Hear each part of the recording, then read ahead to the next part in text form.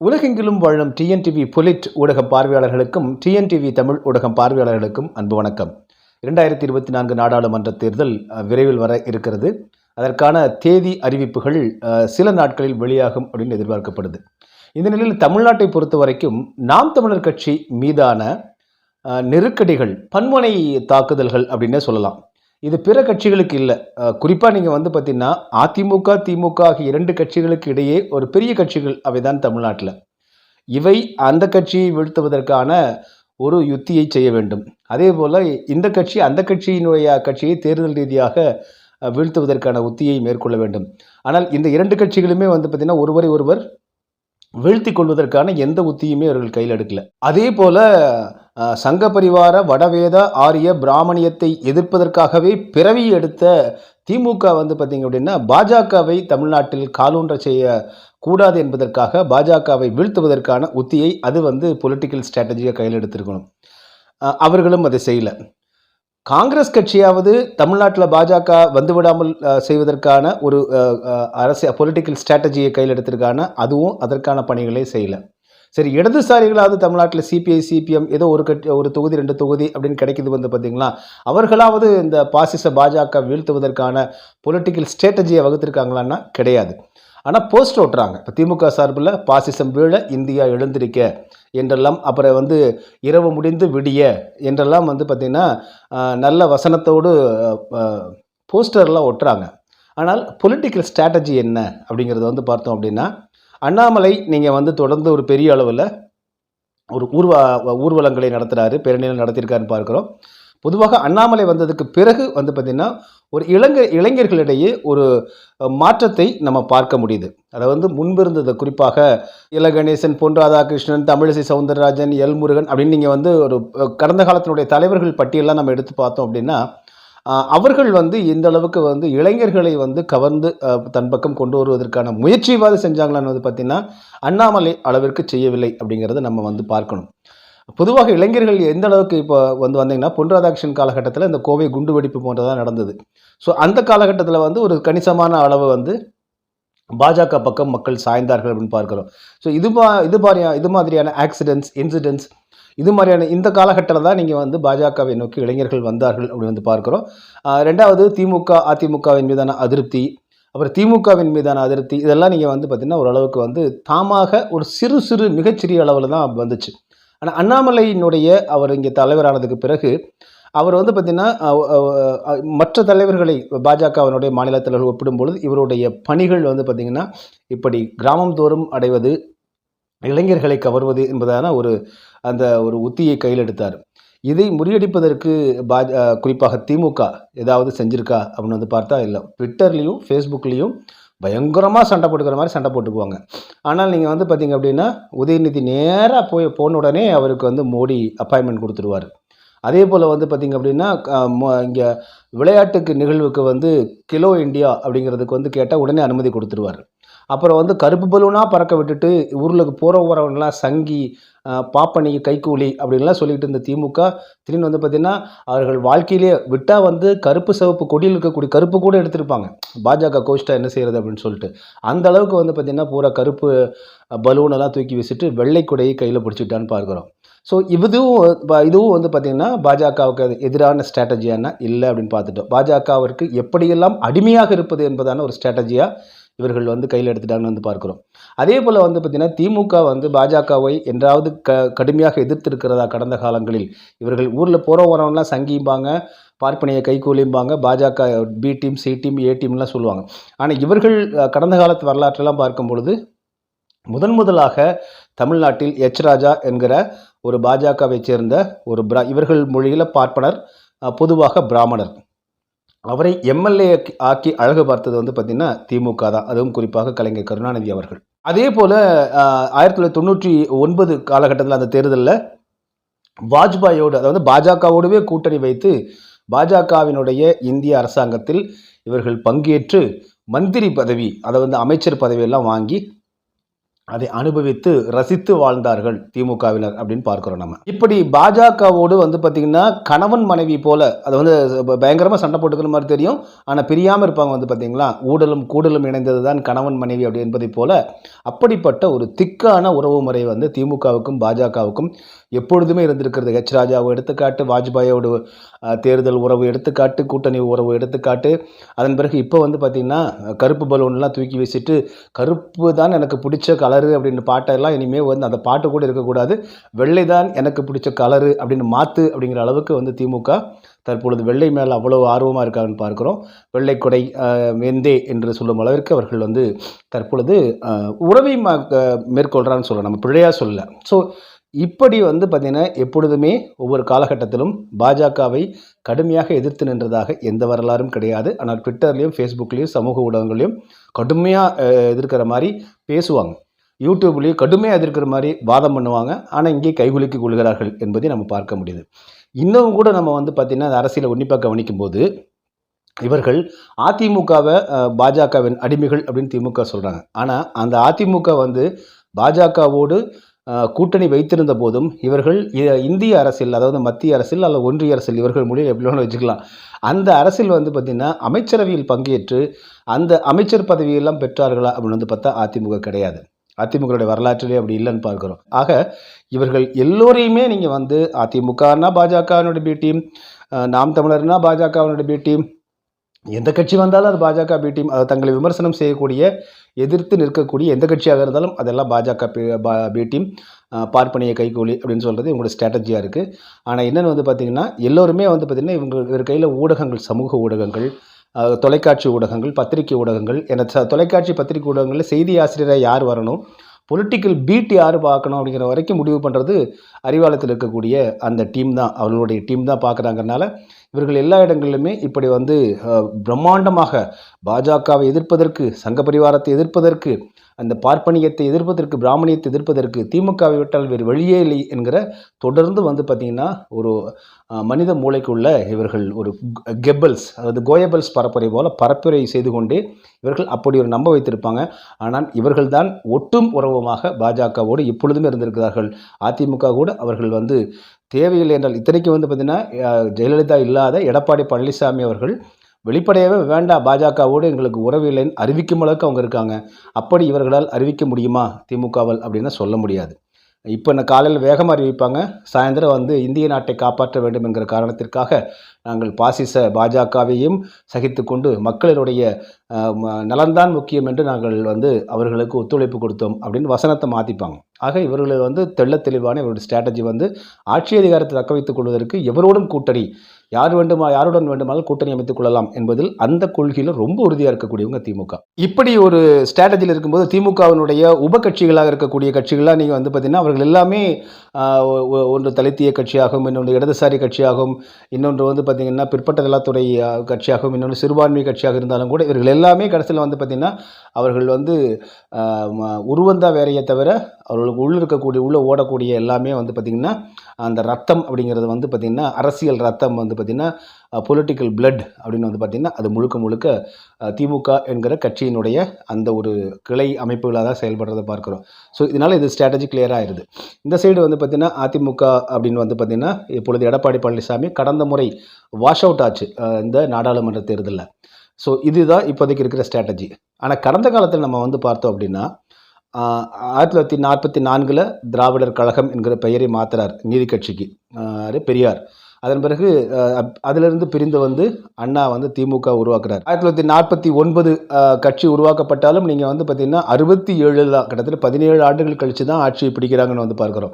1967 திமுக ஆட்சியை பிடிக்கிறது முதலாக. காங்கிரஸ் ஆட்சி இல்லாமல் திமுக என்கிற புதிதாக உருவாக்கப்பட்ட கட்சி தமிழ்நாட்டில் ஆட்சியை பிடிக்குது. அது வந்து பிராமணர்கள் அல்லாதவர்களுக்கான கட்சியாக தம்மை முன்னிலைப்படுத்தி கொண்டு அவர்கள் வந்து அந்த ஆட்சியை பிடிக்கிறாங்க. ஆனால் நீங்கள் வந்து பார்த்திங்கன்னா அந்த திமுக வந்து அப்படியே ஒரே ஒரு உறுதித்தன்மையோடு ஒற்றை கட்சியாக வலிமையான கட்சியாக இருந்ததுன்னா இல்லை. 72 73 அதில் வந்து பிளவு ஏற்பட்டு விடுகிறது. எம்ஜி ராமச்சந்திரன் அவர்கள் வந்து திமுக வெளியேறி தனியாக அண்ணா திராவிட முன்னேற்ற கழகம் ஆரம்பிக்கிறார். ஸோ எம்ஜிஆர் வலியுறுத்தியது என்னென்னா இதுதான் உண்மையிலேயே அண்ணா உருவாக்கிய திராவிட முன்னேற்றக் கழகம் என்பதற்காகத்தான் அண்ணா திராவிட முன்னேற்றக் கழகம் அப்படின்னு உருவாக்கினார். ஸோ அப்போ இருந்தே என்ன ஆயிடுச்சு அப்படின்னா, உங்களுக்கு வந்து தலைமை பொறுப்பை கைப்பற்றுவதில் கலைஞர் கருணாநிதி ஐயா அவர்கள் ரொம்ப வலிமையாக சிறப்பாக செயல்பட்டு அப்போவே வந்ததைய திமுகவிற்கு தலைவர் ஆயிடுறாரு கிட்டத்தட்ட. ஸோ அப்போவே நீங்கள் வந்து பார்த்தீங்கன்னா கலைஞர் திமுக என்பதாக மாறிடுச்சு. அதை வந்து அண்ணா உருவாக்கிய பிராமணர்களுக்கு அல்லாத திராவிட முன்னேற்ற கழகமாக இருந்த அந்த கட்சி வந்து பார்த்திங்கன்னா இப்படி அதிமுக ஸ்பிளிட் ஆன உடனே ஆட்டோமேட்டிக்காக இயல்பாகவே அது கலைஞர் திமுகவாக மாறிடுது. கலைஞர் திமுகவாக அது இருக்கிற காரணத்தினால்தான் இவர் வந்து பார்த்திங்கன்னா எம்ஜிஆர் அதிலிருந்து வெளிவந்து அண்ணா உருவாக்கிய திமுக என்பதற்காக அண்ணா திராவிட முன்னேற்ற கழகத்தை உருவாக்குறாரு. அதன் அடிப்படையில் இன்று வரை அந்த அண்ணா திமுகவில் வந்து பார்த்திங்கன்னா தலைவர் என்கிற பொறுப்பு கிடையாது, பதவி கிடையாது. பொதுச் செயலாளர் என்கிற பதவி தான் இருக்கும். அவைத்தலைவர்னு ஒன்று இருக்கும். அந்த தலைவர் என்கிற பொறுப்பு வந்து பார்த்திங்கன்னா பெரியாருக்காகத்தான் விட்டு வைத்தார், அண்ணா விட்டு வைத்தார் பெரியாருக்காக என்பதற்காக அதையே வந்து பாணியை வந்து எம்ஜிஆர் கடைபிடிச்சார். இப்போ அதிமுக கடைபிடிக்கிறாங்க. ஆனால் திமுக வந்து பார்த்திங்கன்னா அண்ணா மறைந்ததற்கு பிறகு அது அப்படியே வந்து தலைவராக அது இன்னொன்றாவது பொதுச் செயலாளராவது என்கிற போஸ்டிங்லாம் மாற்றிட்டு அதுக்கு பல காரணங்கள் நீங்கள் ஏற்கனவே சொன்னது போல் நிறைய எழுத்தாளர்கள், நிறைய பாடலாசிரியர்கள், நிறைய கதைவசன கர்த்தாக்கள், நிறைய ஊடகர்கள், இன்றைக்கி யூடியூபர்கள், ட்விட்டரில் இருக்கக்கூடியவங்க, ஃபேஸ்புக்கில் இருக்கக்கூடியவங்களாம் இருக்காங்கள்ல, இப்படி இவர்கள் எல்லாமே வந்து பார்த்திங்கன்னா வாடகைக்கு அமர்த்தப்பட்டவர்களாக இருப்பாங்க. இவர்களெல்லாம் வந்து கலைஞர் அவர்கள் சொல்வதோ அல்லது வந்து திமுக சொல்வதோ அப்படியே அவர்கள் அங்கீகரிக்கக்கூடியவர்களாக பொதுவெளியில் எடுத்து சொல்லக்கூடியவர்களாக இருப்பாங்க. இவங்கெல்லாம் நீங்கள் நல்ல ஸ்ட்ராட்டஜி ஒத்து பார்த்தீங்கன்னா இந்த திமுக எங்கெங்கெல்லாம் கொண்டு போயிருக்குன்னா இந்த பட்டிமன்ற பேச்சாளர்களாக உருவாக்கி உள்ள நுழைச்சிருப்பாங்க. அதே போல் இந்த நீயா நானா மாதிரி இந்த வேறு நிகழ்ச்சிகளாக வருது பார்த்திங்கன்னா தொலைக்காட்சிகள், அதில் வந்து நெறியாளராக கொண்டு போய் வச்சுருப்பாங்க. ஸோ நெறியாளராக, சீரியல் நடிகர்களாக, கதைவசன கர்த்தாக்காக, ட்விட்டர்லேயும் ஃபேஸ்புக்லேயும் யூடியூப்லேயும் புத்தகங்கள்லேயும் வார இதழ்களையும் தின இதழ்களையும் எல்லா இடங்களிலும் தங்களுடைய ஆட்களை வந்து நுழைத்து வைத்திருப்பார்கள் கலைஞர் அவர்களுடைய திமுகவை சேர்ந்தவர்களாக. இப்படி வந்து பார்த்திங்கன்னா அதனால் இவங்க எல்லாருமே உடனே கோரஸாக பாட ஆரம்பிச்சிடுவாங்க, கோரஸாக வந்து புத்தகங்கள் எழுத ஆரம்பிச்சிடுவாங்க, கோரஸாக வார பத்திரிகைகளில் வரும். இப்படி ஒரு மீடியா ப்ரொஜெக்ஷன் உருவாக்குனது வந்து பார்த்திங்கன்னா கலைஞரை உருவாக்குனார். ஆனால் என்னதான் உருவாக்குனாலும் எம்ஜிஆர் என்கிற அதிமுக வந்ததுக்கு பிறகு அதன் பிறகு எம்ஜிஆர் உயிரோடு இருக்கக்கூடிய காலத்திலும் அதற்கு பிறகு ஜெயலலிதா அந்த கட்சியை ஒரு டிரான்ஸ்ஃபார்மேஷன் கட்சியை வந்து தன்னுடைய கட்டுப்பாட்டில் இருக்கக்கூடிய அந்த காலகட்டம், அதன் பிறகு ஜெயலலிதா, சசிகலா ஆகியோர் வந்து செய்த பிழைகளாக 91, 96 காலகட்டத்தில் மக்கள் மத்தியில் ஏற்பட்ட அதிருப்தி. ஸோ இது போன்ற மிக முக்கியமான காலகட்டங்களில் மட்டும்தான் 72, 73க்கு பிறகு அதை வந்து குறிப்பாக எம்ஜிஆர் அவர்கள் வந்து ஆட்சியை கைப்பற்றியதற்கு பிறகு வந்து பார்த்திங்கன்னா இப்படிப்பட்ட மிக முக்கியமான காலகட்டங்கள் தான் தமிழ்நாட்டு மக்கள் திமுகவை தேர்ந்தெடுத்திருக்காங்க. 1967க்கு முதலாக திமுக வந்து அரசியலில் போட்டியிட்டது இல்லைங்களா, அந்த அண்ணா காலத்தில். அதற்கு பிறகு நீங்கள் வந்து பார்த்திங்கன்னா எம்ஜிஆர் உருவெடுத்ததற்கு பிறகு திமுகவை வந்து எப்பவுமே தமிழ்நாட்டு மக்களுடைய முதல் சாய்ஸாக, அது வந்து முதல் தேர்வாக இருந்ததே கிடையாது. நீங்கள் வேணால் அரசியல் வரலாற்றை எடுத்து பாருங்கள், புள்ளி விவரங்களோடு பாருங்கள். இப்போவெல்லாம் அதிமுக வந்து பிழை செய்கிறதோ அல்லது தலைமையில் மாற்றம் ஏற்படுகிறதோ, தலைவர் இல்லாத நிலை ஏற்படுகிறதோ, இது போன்ற மிகவும் அதிருப்தியான ஒன்று காலகட்டம் வந்து 91, 96. இந்த மாதிரி காலகட்டங்களில் தான் செகண்ட் ஆப்ஷனாக, அதாவது இரண்டாவது தேர்வாக திமுகவிற்கு தமிழ்நாட்டு மக்கள் வாய்ப்பளித்திருக்கிறார்கள் என்பது கடந்த காலத்தினுடைய வரலாறு. எனவே ஒட்டுமொத்தமாக திமுக அதிமுக அப்படிங்கிறது 5000 ஆண்டு காலம் இங்கே இருக்கக்கூடிய கட்சி, நிரந்தரமாக வந்து அவங்க தான் பொதுச்செயலாளர், நிரந்தரமாக இங்கே தான் ஆட்சி அமைச்சிட்டு இருக்காங்களா? கிடையாது. 67, 70லிருந்து கிட்டத்தட்ட நீங்கள் வந்து இப்போ கணக்கு போட்டுக்குங்க, இந்த ஒரு அரை நூற்றாண்டு காலம்தான் நம்ம வந்து அவர்கள் வந்து இங்கே வந்து மாறி மாறி, அதுவும் வந்து ஒரே ஸ்ட்ரெச்சிலெல்லாம் திமுக தொடர்ந்து ஆட்சியில் இருக்க முடியலன்னு பார்க்குறோம். அது இரண்டாவது ஆப்ஷனாக தமிழ்நாட்டு மக்கள் வச்சுருக்காங்கன்னு பார்க்குறோம். ஸோ திமுக அதிமுகனுடைய பொலிட்டிக்கல் ஸ்ட்ரென்த், அது வந்து அரசியல் பலம் பலவீனம் அப்படின்னு வந்து பார்த்திங்கன்னா இவை தான். எனவே அது ஒன்றும் நீங்கள் நிரந்தரமாக இவங்க தான், இதை விட்டால் வேறு வாய்ப்பே தமிழ்நாட்டு மக்களுக்கு இல்லை அப்படின்லாம் கிடையாது. தமிழ்நாட்டு மக்களை நீங்கள் அவ்வளவு எளிமையாகலாம் எடை போட்டுறக்கூடாது, சரிங்களா? நிறைய பேர் இப்படி தான் பண்ணிகிட்டு இருக்காங்க. திமுக அதிமுக விட்டால் மக்களுக்கு என்ன வாய்ப்பு இருக்குது, தேர்ந்தெடுக்கிறதுக்கே வாய்ப்பு இல்லை அப்படின்னு சொல்லுவாங்க. இது வரைக்கும் இருந்திருக்கலாம். எஸ்பெஷலி நீங்கள் கலைஞர் கருணாநிதி ஐயா அவர்கள், அதே போல் செல்வி ஜெயலலிதா அம்மா இருக்கிற வரைக்கும் இருந்திருக்கலாம். ஆனால் அதற்கு பிறகு மு க ஸ்டாலின் ஐயா அப்படிங்கிறது சரி, கலைஞருடைய மகன் என்கிற அந்த அடிப்படையிலையும் இப்போதைக்கு வந்து இடையில வந்து பார்த்திங்கன்னா ஜெயலலிதா மறைவு, ஓபிஎஸ் இபிஎஸ்னுடைய ஸ்பிளிட்டு. ஸோ இந்த காலகட்டத்தில் ஒரு குழப்பத்தினால அதே போல் வந்து பார்த்திங்கன்னா அதற்கேற்ப அதிமுக கடந்த தேர்தலில் பாஜகவோட கூட்டணி வைத்து களம் கண்டது அப்படிங்கிறதும் இங்கே ஒரு மைனஸ் பாயிண்ட்டாக அதனுடைய ஒரு பின்னடைவுக்கு காரணமாக ஆயிடுச்சுன்னு பார்க்குறோம். பட் இப்போது 2024 ஸ்ட்ராட்டஜி டோட்டலாக மாறி இருக்குது. சரிங்களா? அதனுடைய ஒட்டுமொத்தமாக தமிழ்நாட்டினுடைய அரசியல் பொலிட்டிக்கல் சினரியோ முழுவதுமாக இப்பொழுது மாறி இருக்கு அப்படிங்கிறதான் நம்ம இந்த காணொலி வாயிலாக உணர்ந்து கொள்ள வேண்டிய ஒன்று. சரி, எப்படி மாறி இருக்கு? ஏன்னா நம்ம வந்து இப்போது பார்லிமெண்ட் எலெக்ஷனை பேஸ் பண்ணி தான் இப்போ பார்க்க போகிறோம். நீங்கள் 1999 1999 1999 நம்ம டேட்டாவை எடுத்து பார்த்தோம் அப்படின்னா, ஸோ 99 நாடாளுமன்ற தேர்தலில் திமுக 12 இடங்களில் எம்பி 12 எம்பி இருந்தாங்க. அதிமுக 10 இடங்களில் வெற்றி பெற்றது. பிஎம்கே வந்து 5 இடங்கள், பிஜேபி 4 இடங்கள், மதிமுக 4 இடங்களாக இருந்திருக்கு. இப்போது 1999. ஸோ இந்த காலகட்டம் தான் இவர் வாஜ்பாயோடு கூட்டணி வைத்த காலகட்டம். அப்போ வந்து பிஜேபி 4 எம்பி தமிழ்நாட்டில் கொடுத்தது யாருன்னா, அள்ளி கொடுத்தது யார் அப்படின்னா, யார் வந்து ரோட்டில் போகிறவங்க வரவனெல்லாம் எந்த கட்சிக்காரனை வந்தாலும் பிஜேபி பி டீம், பார்ப்பன கைகோலி, சங்கின்னு சொல்கிறாங்களே, அந்த திமுக தான் 99 நாடாளுமன்ற தேர்தலில் பாஜக 4 இடங்களில் வெற்றி பெறுவதற்காக மிகப்பெரிய வேலைகள்லாம் செஞ்சாங்க அப்படின்னு பார்க்குறோம். ஸோ ராஜாவை எம்எல்ஏ ஆக்கி அழகு பார்த்த அதே கலைஞர் மு. கருணாநிதி அவர்கள் பாஜக சங்கித்தனத்தை, பண்டாரங்களை எல்லாம் வெளியேற்ற வேண்டும், பார்ப்பன கைக்கூலிகளை வந்து அடக்கி ஒடுக்குவதற்கு ஒரே கட்சி என்று சொல்லக்கூடிய திமுக தான் வந்து ராஜாவை அழகு பார்த்தது. 99 பிஜேபிக்கு 4 இடங்களை நாடாளுமன்ற தேர்தலில் கொடுத்ததுன்னு பார்க்குறோம். ஸோ மதிமுக அப்போ 4 இடம். அப்போது 2004 வந்து பார்த்திங்க அப்படின்னா டிஎம்கே வந்து 16 இடங்களில் வெற்றி பெறுகிறது. ஏடிஎம்கே 10 இடங்களில், 5 இடங்களில் வந்து பார்த்திங்க அப்படின்னா பிஎம்கே, அதன் பிறகு எம்டிஎம்கே 4 இடங்கள், சிபிஎம் 2 இடங்களாக இது வந்து அப்புறம் மாறுது. 2009 வந்து பார்த்திங்கன்னா 18 இடங்கள் டிஎம்கே, அப்புறம் 9 இடங்கள் அதிமுக, இந்திய தேசிய காங்கிரஸ் 8 இடங்கள், சிபிஐ 1, விடுதலை சிறுத்தைகள் 1 அப்படின்னு 2009 அப்படி ஒரு ஸ்ட்ராட்டஜி வருது. 2014 டோட்டலாக திமுக வந்து வாஷ் அவுட் ஆகுது. எப்படி? அதிமுக 37 தொகுதிகளில் அதிமுக மட்டும் தனித்து நின்று அப்படியே ஸ்வீப்புன்னு சொல்லுவாங்க ஆங்கிலத்தில், அடித்து நொறுக்கிட்டு வருது. பிஎம்கே ஒரு தொகுதி வருது. ஆக்சுவலாக அப்போ வந்து பார்த்திங்க அப்படின்னா 38 தான் அதிமுகவுடைய டார்கெட்டாக இருந்துச்சு. அதில் ஒன்றே வந்து பிஎம்கே உடைய தொகுதி மட்டும் அதில் மிஸ்கால்குலேஷன் ஆயிடுச்சு அப்போ அதிமுகவிற்கு. அதற்காக வந்து பார்த்திங்கன்னா ஒரு அதிமுகவினுடைய நிர்வாகியை கூட அவர் மீது நடவடிக்கை எடுத்தார் ஜெயலலிதா அப்படிங்கிறது இப்போ நினைவு இருக்குது. ஸோ 2014 37 மொத்த தமிழ்நாட்டில் உள்ள 39 இடங்களில் 37 இடங்களில் அதிமுக ஸோ ஒரு ஸ்வீப் முழுமையாக வெற்றி அடைஞ்சதுன்னு வந்து பார்க்குறோம் நம்ம. இது ஒரு பெரிய ரெக்கார்ட் செல்வி ஜெயலலிதா அவர்கள் தலைமையிலான அதிமுக ஆட்சி இருந்தபோது. ஸோ அதன் பிறகு நீங்கள் வந்து பார்த்திங்கன்னா 2019 தெரியும், ஒரு குழப்பமான காலகட்டம். அந்த காலகட்டத்தில் வந்து பார்த்திங்கன்னா டிஎம்கே 23 இடங்களில் வெற்றி பெற்றது. இந்திய தேசிய காங்கிரஸ் 8 இடங்கள், சிபிஐ 2, சிபிஎம் 2 அப்படின்னு வந்து பார்க்குறோம். 23 மட்டும் 31 4 37.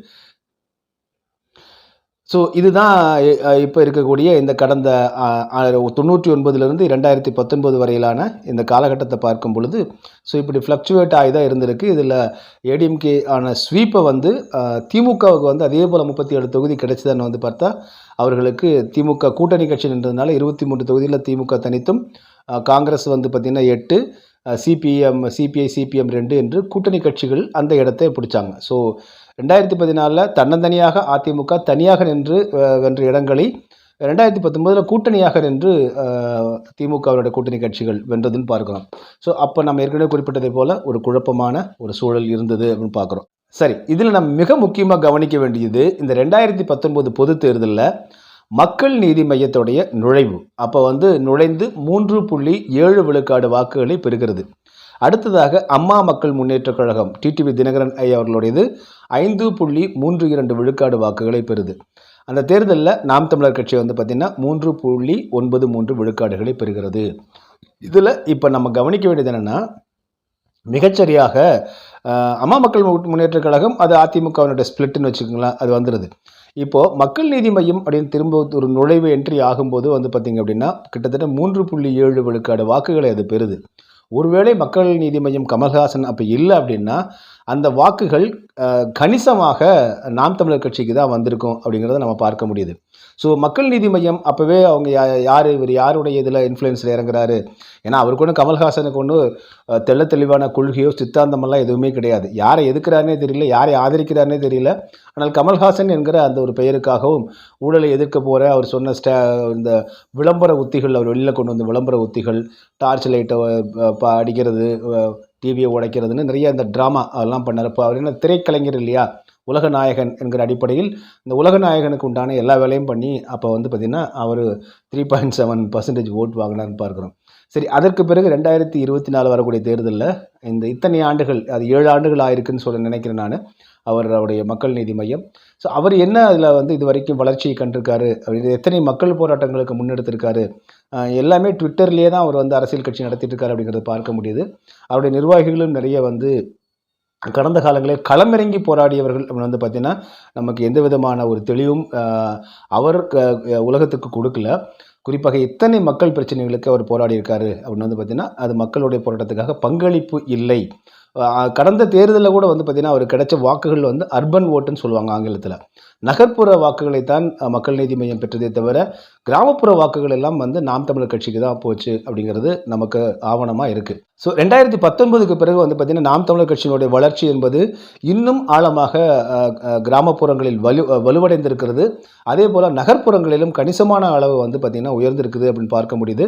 இப்போ கமல்ஹாசனுடைய இந்த அவருடைய சாயம் வெளுத்திருக்கிறது அப்படின்னே நம்ம வந்து இப்போ பார்க்கலாம். காரணம் என்னன்னு வந்து பார்த்திங்கன்னா இதுதான் பெரியார் திமிர் அப்படின்லாம் எதுவும் வசனம் விட்டுட்டு இப்போ வந்து டார்ச் லைட்டை எந்த பக்கம் அடிக்கிறாருன்னு வந்து பார்த்திங்கன்னா நேராக அறிவாலயத்துக்குள்ளேயே டார்ச் அடிக்கிறாருன்னு பார்க்க முடியுது. ஸோ இப்போ நமக்கு தெரிந்தது வந்து தெள்ள தெளிவாக பொதுமக்களுக்கும் புரிந்திருக்கிறது என்னென்னா, கமல்ஹாசன் அப்போவே நீங்கள் வந்து திமுகவினுடைய ஒரு பி டீமாகத்தான் கடந்த தேர்தலில் களமிறங்கியிருக்காரு அப்படிங்கிறது தெளிவாக நமக்கு புரிந்து விடுகிறது. ஆனால் ஏன் இவ்வளோ நாளாய் நமக்கு புரியுது அப்படின்னா, கமல்ஹாசனுடைய அந்த உரை தான். கமல்ஹாசன் பிறரை வந்து குழப்புவதில் வந்து மிக வல்லவர், சொற்களாலும் செயல்களாலும் குழப்புவதில் வல்லவர். ஆனால் இறுதியில் நீங்கள் என்ன ஆயிடணும், நல்ல மழை பெஞ்சுது அப்படின்னா ஆடெல்லாம் வந்து இங்கே எல்லா பக்கம் ஆடுகள் எல்லா ஆடுகளோடு கலந்து வந்து மேய்ஞ்சிட்டு இருக்கும். திடீர்னு இடி இடிக்குது, மழை பெய்யுதுன்னா அந்தந்த ஆடுகள் வந்து தங்கள் கூடாரத்தை நோக்கி தான் ஓடும், தங்களுடைய சொந்த வீட்டை நோக்கி தான் ஓடும். ஸோ இப்போ வந்து 2024 தேர்தல் வரும்போது தன் சொந்த வீட்டை நோக்கி இயல்பாகவே கமல்ஹாசன் ஓடுறாருங்கும்போது ஸோ அங்கிருந்து தான் வந்திருக்காரு அப்படிங்கிறத கண்டுபிடிச்சிடலாம். இப்போ தேனீக்கள்லாம் வந்து பார்த்திங்கன்னா தேன் எடுக்கிற வந்து பழங்குடி மக்கள் எப்படி கண்டுபிடிப்பாங்கன்னா, தேனி எங்கே போய் பறந்துட்டு வருதுன்னு பார்ப்பாங்க. என்னடா இந்த மரத்துக்குள்ளே சின்ன சந்துக்குள்ளே போகுதுன்னு பார்த்தாங்கன்னா கண்டுபிடிச்சிடுவாங்க, ஓ அங்கே வீடு இருக்குன்னு.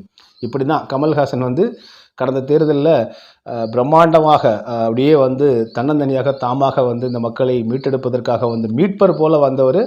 இப்போ வந்து பார்த்திங்கன்னா கடைசியில் அறிவாலயத்துக்குள்ளே தான் மழை பெஞ்சா, வெயில் அடித்தா, காற்றடிச்சா போய் அண்டுவதற்கு இடம் அதுதான் என்பதை இப்போ நிரூபிக்க தொடங்கியிருக்காரு. ஸோ இவர் இனி என்ன பண்ணாலுமே அவர் தெளிவாக அது வந்து பின்னாடி வந்து இவரை இயக்குவது திமுக தான் அப்படிங்கிறது தெரியும்.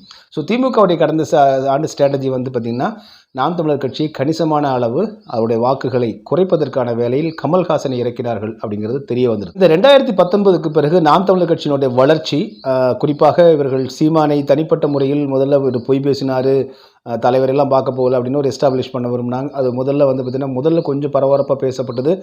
மக்கள் ரியலைஸ் பண்ணதுக்கு பிறகு அது பெருசாக எடுபடல. அதன் பிறகு தனிப்பட்ட ஒரு அவர் மீதான தாக்குதல்கள், குறிப்பாக விஜயலட்சுமி, வீரலட்சுமின்னு பல லட்சுமிகளை கொண்டு வந்து விட்டு ஒரு பெரிய முயற்சியை வந்து பண்ணாங்க இந்த திராவிடம் தரப்பில். அதுவும் பிசுபிசுத்து போச்சுன்னு பார்க்குறோம். அதன் பிறகு இத்தனை நாள் வந்து பாஜக நேரடியாக வந்து நாம் தமிழர் கட்சி மீது எந்த தாக்குதலையும், ஈவன் வந்து சோஷியல் மீடியாவில் கூட பெரிய வந்து அளவிற்கு வந்து மோதல் இல்லாமல் இருந்த காலகட்டத்தில் இப்போ வந்து பார்த்திங்கன்னா அவர்களே வந்து என்ஐஏ என்கிற விசாரணைக்கு ஆதரவு தெரிவிப்பது, என்ஐஏ விசாரணை தேவைதான், நாம் தமிழர் கட்சி ஒளிந்து விடும், அவர் கட்சியை காப்பாற்றிக்கணும்லாம் சொல்கிறது, எல்முருகன் அப்படி பேசுகிறதுங்கிறத பார்க்குறோம்.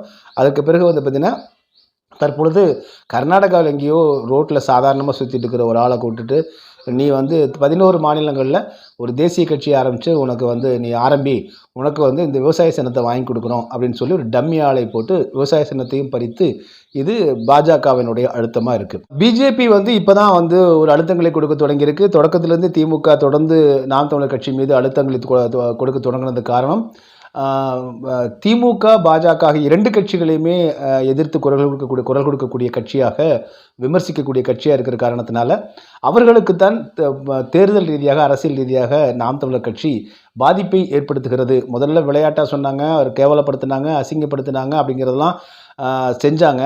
ஆனால் அதற்கு பிறகு வந்து பார்த்திங்கன்னா பொலிட்டிக்கலாக அவர்களை எப்படியெல்லாம் மடக்குவது, வளர விடாமல் தடுப்பதற்கான முயற்சிகளை மேற்கொள்ள தொடங்கின போதே நீங்கள் நாம் தமிழர் கட்சியை சேர்ந்தவங்க திமுககாரங்களை திட்டுறாங்க, அதில் விமர்சனம் பண்ணுறாங்க, திருப்பி திட்டுறது, திருப்பி விமர்சனம் பண்ணுறது தான் நியாயம். ஆனால் அவர்கள் கட்சியவே அழிக்கணும் அப்படிங்கிற முயற்சிக்கு வந்து வராங்க. குறிப்பாக பெண்கள் தொடர்பான புகார்கள், அப்புறம் வந்து பார்த்திங்கன்னா அவர் ஒரு பொய்யர் என்பதை போல வந்து எஸ்டாப்ளிஷ் பண்ணுறது. அந்த இளைஞர்கள் சில பேர் வந்து ராஜீவ்காந்தி போன்றவர்கள் எல்லாம் இழுத்து கொண்டு வந்து மிக அழகான பதவிகளை கொடுத்து அவர்களுக்கு வந்து நல்ல வசதி வாய்ப்பாக அவர்கள் இருப்பதை போன்ற தோற்றத்தை உருவாக்கி, ஸோ மொத்தத்தில் வந்து பார்த்திங்கன்னா நாம் தமிழர் கட்சி தம்பி தங்கைகளுடைய அவருடைய உறுதித்தன்மையை குலைப்பதற்கான வேலையை செய்யும்போதே ஸோ திமுகவுக்கு வந்து நாம் தமிழர் கட்சி மீது அது வந்து தமக்கு அரசியல் ரீதியாக பாதிப்பை ஏற்படுத்துகிறது என்பதை உணர்ந்ததால் எப்படியாவது அந்த நாம் தமிழர் கட்சியை சிதைப்பதற்கான வேலையை செய்கிறாங்க. இப்போ பிஜேபிக்கும் அந்த ஒரு எண்ணம் வந்த காரணத்தினால தான் இப்போ பிஜேபி வந்து நாம் தமிழர் கட்சிக்கு அழுத்தம் கொடுக்கறது பார்க்குறோம். குறிப்பாக நீங்கள் வந்து ஏற்கனவே குறிப்பிட்டதை போல் அண்ணாமலை வந்து களத்தில் இறங்கினாலும் கூட அவர் பாஜக எதிர்பார்த்த வரவேற்பு இளைஞர்கள் மத்தியில் வரல. மாறாக வந்து பார்த்திங்கன்னா இளைஞர்கள் வந்து குறிப்பாக தம்பி தங்கைகள் வந்து நிறைய பேர் வந்து அளவில் வந்து எண்ணிக்கையில் அதிக அளவில் நாம் தமிழர் கட்சி இப்போ இதை நோக்கி தான் போகிறாங்க. அப்படிங்கிறதுனால ஸோ இதுதான் இப்போ வந்து திமுகவிற்கும் பாஜகவும் இருக்கக்கூடிய நடைமுறை சிக்கலாக இருக்குது.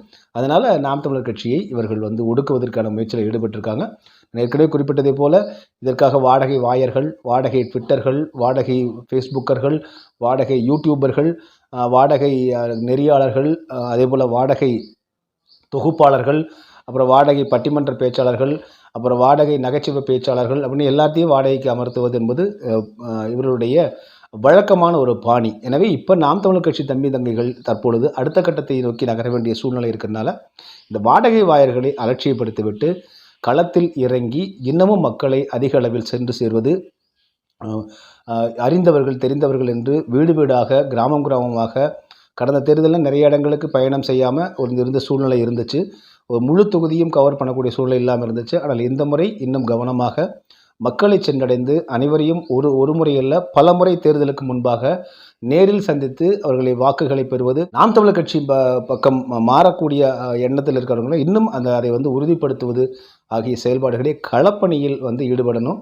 யாரையும் பகைத்து கொள்ள வேண்டிய அவசியம் இல்லை, யாரையும் வந்து போய் சண்டை போட்டுக்க வேண்டிய அவசியம் இல்லை. அந்த காலகட்டம்லாம் முடிஞ்சிருச்சு. திமுகவினுடைய திராவிடத்தினுடைய வாடகை ஆட்கள் வைக்கக்கூடிய குற்றச்சாட்டுகள், புகார்கள், அதே போல் தற்பொழுது பாரதிய ஜனதா கட்சி வந்து அரசியல் ரீதியாக கொடுக்கக்கூடிய ஆட்சி அதிகாரத்தை வைத்துக்கொண்டு அதிகார வர்க்கத்தின் மூலமாக கொடுக்கக்கூடிய அழுத்தங்கள், இது பற்றிலாம் மக்களுக்கு தெளிவாக தெரிஞ்சிருச்சு. ஸோ இது போய் திரும்ப என்ன நடந்துட்டு இருக்குன்னு விளக்கம் மட்டும் கொடுத்துட்டு நாம் தமிழர் கட்சி இளைஞர்கள் குறிப்பாக தம்பி தங்கைகள் தங்கள் கட்சி பணிகளில் கவனம் செலுத்த வேண்டியதுதான் இப்போ மிக முக்கியமாக இருக்குது. கொஞ்சம் கவனத்தை சிதறவிட்டாலும் கால விரயமாயிரும். மீண்டும் வந்து அடுத்த தேர்தல் வரைக்கும் காத்திருக்க வேண்டியது இருக்குது. எனவே தொடர்ந்து பாடுபட முன்னேற்றமடைய டிஎன்டிவி குழும ஊடகங்கள் சார்பாக நம் வாழ்த்துக்களை தெரிவிச்சுக்கிறோம். ஸோ ஒரு புதிய பொலிட்டிக்கல் பார்ட்டி, லஞ்சம் இல்லை, அதே போல் தேர்தலுக்கு வந்து வாக்குகளுக்கு பணம் கொடுக்கறது கிடையாது, தேர்தல் பரப்புரை கூட்டங்களுக்கோ அல்லது பொதுக்கூட்டங்களுக்கோ இந்த குவார்ட்டர் கோழி பிரியாணி செலவுக்கெல்லாம் பணம் கொடுத்து கூட்டாமல் இயல்பாக மக்களை வரவழைக்க இதனுடைய கொள்கைகளும் சித்தாந்தங்களையும் முன்னிறுத்துவது அப்படிங்கிறது வந்து பார்த்திங்கன்னா பாராட்டுதலுக்குரியதாக இருக்கிறது. எனவே வாழ்த்துகள். இது கவனத்தில் கொண்டு அலட்சியப்படுத்த வேண்டிய விமர்சனங்களை அலட்சியப்படுத்திவிட்டு முன்னேற வேண்டியது தான் இப்போதைய மிக முக்கியமான ஒரு தேவையாக இருப்பதாக ஒரு பத்திரிகை ஊடகவியலாளராக நான் கருதுகிறேன். நன்றி. மீண்டும் மற்றொரு காணொலியில் உங்களை சந்திக்கிறேன். அதுவரை அன்பு வணக்கம். டிஎன்டிவி தமிழ் ஊடகம், தனித்துவமான தமிழ் ஊடகம்.